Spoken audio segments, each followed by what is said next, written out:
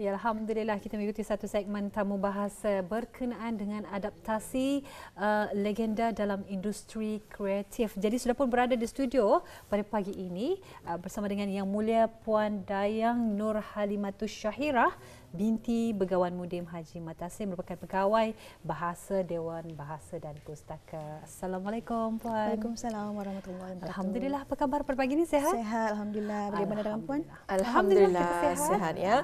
Jadi hari ini kita akan berbicara mengenai dengan adaptasi legenda dalam industri kreatif ya. Jadi sebagai mukadimah mungkin boleh berkongsi Puan ya. Apa sebenarnya yang dimaksudkan dengan legenda ini sebenarnya Puan? Okey, terima kasih Puan. Sebelumnya saya ingin berterima kasih kepada pihak Rampai Pagi kerana menjemput saya pada sesi tamu bahasa pada pagi ini. Baiklah, tanpa membuang waktu, ingin saya kongsikan apa dia makna legenda. Jadi legenda ini sebenarnya maknanya luas. Jadi untuk sesi kali ini saya sempitkan saja. Legenda merupakan salah satu cerita rakyat yang disampaikan secara lisan pada asalnya. Jadi cerita rakyat ini bersifat sejarah dan ia juga bersifat kolektif kerana ia disampaikan oleh kelompok penutur dari satu tempat ke satu tempat. Jadi akan ada penambahan cerita kerana ia lain orang, lain cerita, ada penambahan kan. Jadi oleh kerana itu cerita legenda ini merupakan disampaikan secara lisan, sebab itu ia ada penambahan lah. Jadi saya boleh kongsikan contoh-contoh legenda yang ada di Brunei. Saya pasti puan-puan tahu contoh legenda di Brunei iaitu Nakhoda Manis. Dan Nakhoda Manis juga ada di negara jiran sebenarnya. Tapi negara jiran menamakannya dengan nama yang lain. Contohnya di Malaysia. Di Malaysia mereka namakan Sitanggang. Manakala di Indonesia mereka namakannya Malim Kundang. Jadi walaupun pemberian judul tidak sama, tapi pengisiannya, asas penceritaannya masih sama dan berfokus kepada jalan skemata yang sama lah. Jadi walaupun ada penambahan, mungkin dari segi penambahan watak, mungkin nama latarnya berbeza ataupun tempat yang berbeza, tapi masih berfokus kepada asas penciptaan yang sama. Itulah contoh legenda yang dapat saya sampaikan lah. Ya, Alhamdulillah. Jadi itu baru saja kita ni mengikuti mukadimah ya. Apa yang dimasukkan dengan legenda. Jadi memang kita tidak heran, memang kita sudah mengetahui mengenai dengan cerita-cerita lama ni kan, mengenai dengan Nakhoda Manis ya. Dan juga bukan saja tertumpu di negara Darussalam tapi di luar negara ya. Jadi untuk seterusnya mungkin dapat diterangkan ni Puan, makna industri kreatif dan apakah kaitan legenda dengan industri kreatif ni Puan? Okey, terima kasih Puan. Okey, sebelum saya bertanjak lebih jauh mengenai industri kreatif, ingin saya kongsikan sedikit makna industri dan kreatif. Industri itu sendiri merupakan satu proses untuk mencipta sesuatu dengan menggunakan sarana atau peralatan. Manakala kreatif pula merupakan suatu daya cipta atau kemampuan untuk menghasilkan sesuatu. Jadi jika digabungkan, perkataan industri dan kreatif itu sendiri merupakan satu proses penciptaan sesuatu kreativiti yang berakhir dengan satu produk. Jadi di sini industri kreatif itu sebenarnya amat luas. Ia boleh berbentuk apa saja. Contohnya dari segi penulisan, boleh saja berbentuk filem, boleh saja berbentuk seni teater dan banyak lagi. Jadi keterkaitan legenda dengan industri kreatif ialah dapat kita lihat dari segi cara penyampaian. Seperti yang saya sampaikan tadi, legenda sebenarnya disampaikan secara lisan pada asalnya kerana ia berbentuk tradisional kan. Jadi jika kita lihat kepada zaman era globalisasi sekarang, legenda lebih banyak digunakan dalam bentuk moden sekarang. Banyak dilakonkan dalam filem, dalam drama apa kan. Jadi sebab itu memang ada keterkaitan legenda dengan industri kreatif, memang saling berhubung kait. Walaupun ia berbentuk sejarah tetapi masih dapat dibawakan dalam bentuk moden yang seperti yang kita lihatlah sekarang ini. Kalau kita lihat sekarang ini adanya dari legenda jadikan filem Curian Saja Negara Jiran Kita iaitu Mat Kilau. Itu antara contohnya lah ya. Contoh terdekat. Ya, jadi Puan tadi ada menyebut mengenai dengan industri kreatif juga ada dalam bentuk tulisan. Jadi bolehkah Puan sendiri menerangkan kepada penonton kita mengenai dengan penerapan ataupun adaptasi legenda ini dalam bentuk penulisan. Okey. Legenda sememangnya dapat diadaptasi diserapkan dalam pelbagai bentuk penulisan sebenarnya. Tidak kira penulisan kreatif ataupun non kreatif. Tapi untuk sesi ini saya lebih mengkhususkan penulisan kreatif iaitu cerpen. Mungkin Puan pernah dengarkan cerpen? Cerpen singkatan bagi cerita pendek. Cerpen pendek ya. Ada juga yang mengatakan cerita kontot atau cerpkon, tapi lebih popular dinamakan cerpen. Okey, cerpen. Apa dia cerpen? Cerpen ialah sejenis prosa moden yang mengemukakan cerita dalam latar yang terhad, jangka masa yang pendek dan pertalian cerita yang tidak begitu kompleks. Jadi cerpen itu, legenda itu boleh diserap dalam bentuk cerpen asalkan cerita legenda itu mematuhi struktur yang ada dalam cerpen. Maksudnya dalam struktur cerpen ada watak, ada latar, ada plot, ada dialog dan banyaklah struktur yang terdapat dalam cerpen. Artinya di sini akan ada dialog-dialog antara watak yang audiens akan dapat memahami, lebih memahami. Kan biasanya kalau kita ni ada dialog, kita akan lebih faham. Jadi pembaca akan lebih dapat menghayati, menggambarkan peristiwa sebenar, peristiwa yang terjadi pada zaman dahulu itu. Jadi itulah maksud saya, legenda memang dapat diserap, diadaptasi dalam bentuk cerpen walaupun ia berbentuk moden tapi masih mengekalkan pokok penceritaan yang asal. Jadi mungkin ada contoh yang mungkin dapat dikongsikan untuk memberikan kefahaman lagi kepada penonton kita mengenai dengan cerpen yang dia diberikan struktur penulisan cerpen ini kepada plot, watak, dialog dan sebagainya ni Puan. Mungkin contohnya kalau saya bagi contoh Nakhoda Manis kan ada watak yang watak utama tu kan. Mungkin sebelum ini kita hanya membaca sepintas lalu ataupun sejenis non kreatif macam cerita sejarah. Jadi jika diolah, diadaptasi dalam bentuk cerpen akan ada dialognya. Akan ada macam penambahan, contohnya penampilannya, ada interaksi dengan ibunya, ada interaksi dengan nakhoda kapal contohnya. Jadi akan ada penambahan lah macam yang kita tidak pernah membaca sebelum ini, kita boleh lebih faham dengan melihat kriteria, dengan tambahan plot itu, dengan penambahan watak dan perwatakan, tapi tidak lari daripada cerita asal. Penambahan itu hanya sebagai pendukung kepada cerita itulah agar audiens lebih dapat menghayati, menggambarkan situasi pada masa itu. Iya, jadi itu mengenai dengan adanya bentuk tulisannya.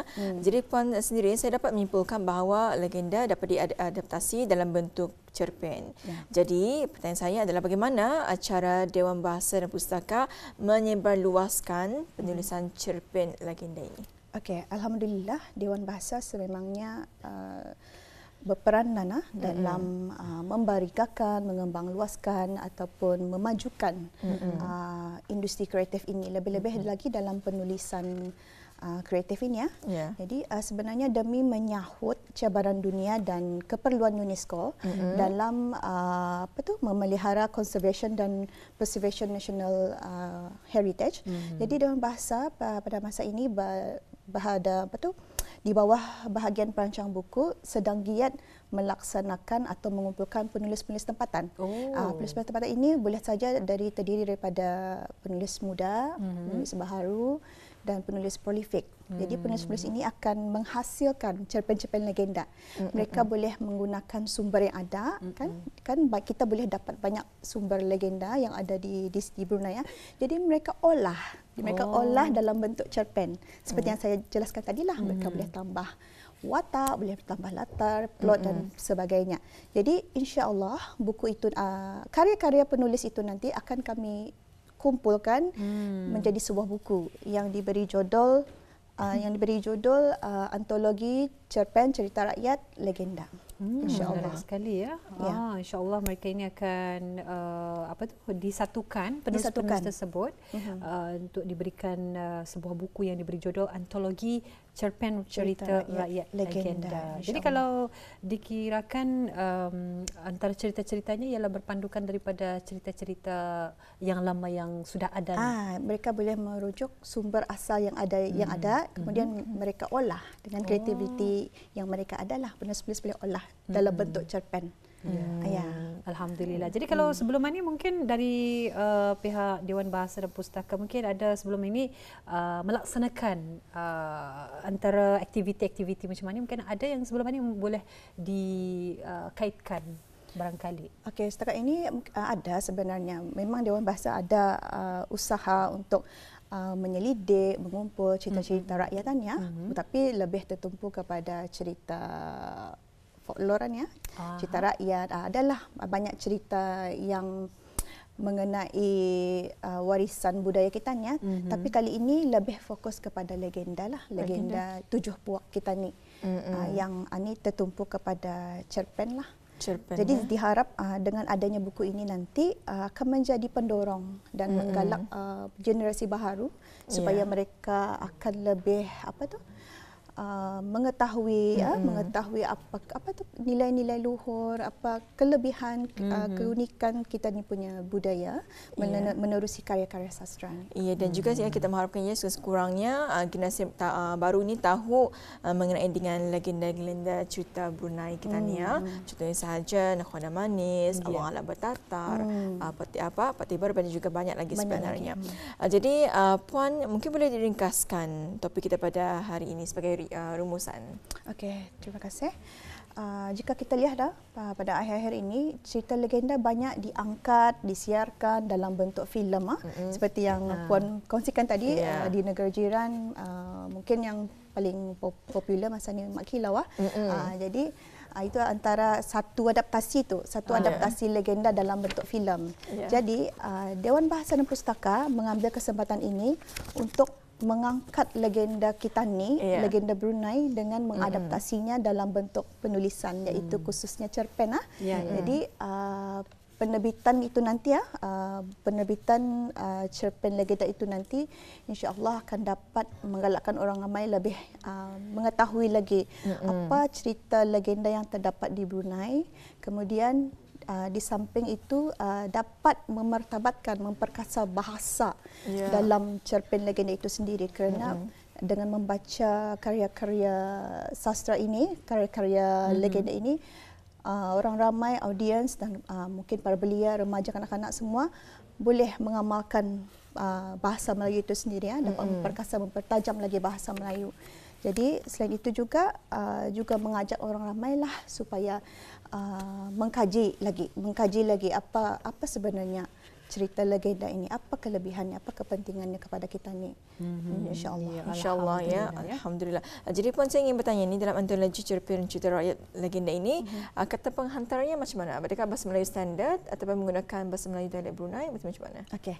Biasanya untuk penerbitan buku Dewan Bahasa dan Pustaka, kami memang menggunakan bahasa Melayu standard jika ia berbentuk ayat penyata. Tapi jika ia melibatkan dialog, akan menggunakan dialek-dialek dialek Brunei, dialek Kedayan dalam bentuk dialog kan. Jadi tujuannya agar lebih mesra, lebih orang lebih faham kan.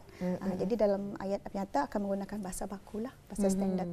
Jadi di sana kita ni dapat bahasa itu dapat diangkat, dimartabat oleh pembaca dan kita ni juga. Ya, Alhamdulillah. Jadi sebenarnya saya tertarik dengan hasil karya penulis yang telah pun dikongsikan tadi ya, yang mana yang akan diterbitkan menjadi sebuah buku yang diberi judul Antologi Cerpen Cerita Rakyat Legenda. Jadi sekarang ini seperti yang telah pun dinyatakan tadi, yang mana Dewan Bahasa dan Pustaka sedang giat menumpulkan penulis-penulis tempatan, ya sama yang baru ataupun yang sudah pun lama berkecimpung. Jadi mungkin dapat dikongsikan berapa orang ni keseluruhannya yang terlibat antara penulis-penulis tempatan kita ni, adakah mungkin yang sudah lama ataupun yang sudah baru ini? Okey, untuk kali ini oleh kerana ia projek julung-julung yang kalinya diadakan, kerana sebelum ini belum ada pernah menerbitkan cerpen legenda. Jadi kami menggabungkan semuanya, yang lama, yang baru, yang prolific, biar karyanya bervariasi, ideanya menarik. Jadi setakat ini alhamdulillah ada dalam lebih kurang 30 lebih penulis penyertaan. Jadi satu cerpen biasanya mengambil dalam 10 muka surat minimum. Jadi insya-Allah diharap penulis akan lebih committed dalam menghasilkan karya-karya yang beginilah. Alhamdulillah ya. Alhamdulillah sudah bersedia kita ikuti bersama mengenai dengan adaptasi legenda dalam industri kreatif. Jadi apa pun kita ucapkan ribuan terima kasih kepada tetamu undangan kita, iaitu Puan Nur Halimatus Syahirah binti Begawan Mudim Haji Matasim, iaitu pegawai bahasa Dewan Bahasa dan Pustaka. InsyaAllah kita akan bersua lagi ya Puan. Assalamualaikum. Waalaikumsalam.